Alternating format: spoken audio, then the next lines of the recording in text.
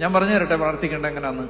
കർത്താവിന്റെ അടുത്തിരുന്നിട്ട് ഈ ഉള്ളിലുള്ളതെല്ലാം അതുപോലെ അങ്ങ് പറയുക.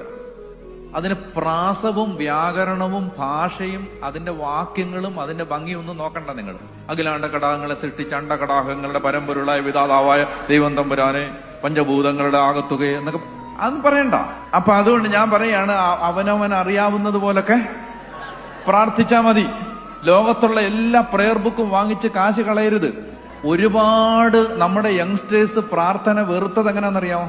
അമ്മാമ്മ ലോകത്തുള്ള എല്ലാ ധ്യാന കേന്ദ്രത്തിൽ നിന്നും പുസ്തകം വാങ്ങിച്ചുകൊണ്ട് വന്നിട്ടുണ്ട്. വൈകുന്നേരം 6:30 തുടങ്ങുന്ന പ്രാർത്ഥന 10:30 ആയാലും തീരത്തില്ല.